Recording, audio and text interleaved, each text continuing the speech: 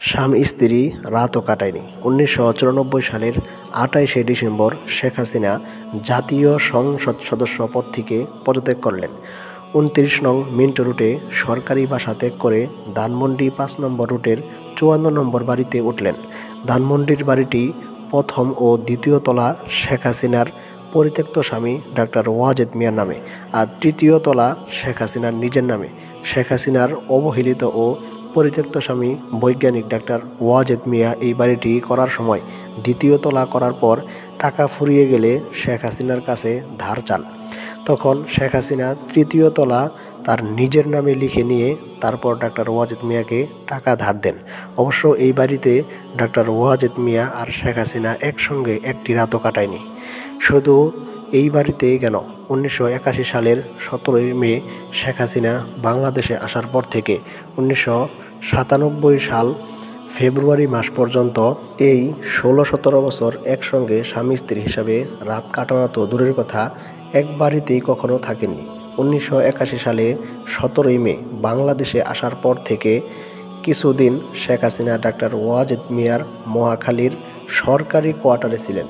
শেখ হাসিনা যতদিন ডাক্তার ওয়াজেদ মিয়ার সরকারি কোয়ার্টারে থেকেছেন, ততদিন ডাক্তার ওয়াজেদ মিয়া তার কোয়ার্টারে না থেকে সরকারি রেস্ট হাউসে থেকেছেন।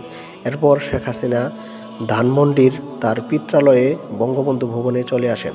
বঙ্গবন্ধু ভবন থেকে বিরোধী দলীয় নেত্রীর ২৯ নম্বর মিন্টো রুটের সরকারি বাসভবনে। তখন শেখ হাসিনা এবং তার স্বামী ডাক্তার ওয়াজেদ মিয়ার ধানমন্ডি ৫ নম্বর রুটের ৫৪ নম্বর বাড়িটি ভাড়া দেওয়া ছিল।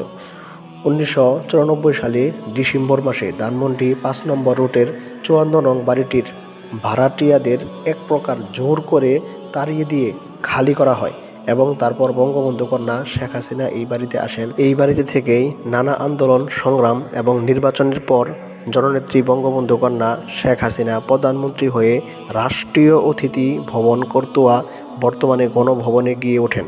শেখ হাসিনার এই দীর্ঘ ১৬-১৭ বছরের জীবনে ডাক্তার ওয়াজেদ মিয়া একটি রাতও শেখ হাসিনার সঙ্গে কাটাননি। এমনকি এই ১৬-১৭ বছরের জীবনে শেখ হাসিনা আর ডাক্তার ওয়াজেদ মিয়ার ১৬-১৭ বারও দেখা পর্যন্ত হয়নি। তবে হঠাৎ হঠাৎ মাঝে মধ্যে কদাচিং উদ্ভ্রান্তের মতো ডাক্তার ওয়াজেদ মিয়া এসে হাজির হতেন, কিন্তু তিনি ডাক্তার ওয়াজেদ মিয়া শেখ হাসিনার পক্ষ থেকে কোনো প্রকার আদর আপ্যায়ন পেতেন না। এমনকি সাধারণ সৌজন্যটুকুও শেখ হাসিনা ডাক্তার ওয়াজেদ মিয়াকে দেখাতেন না।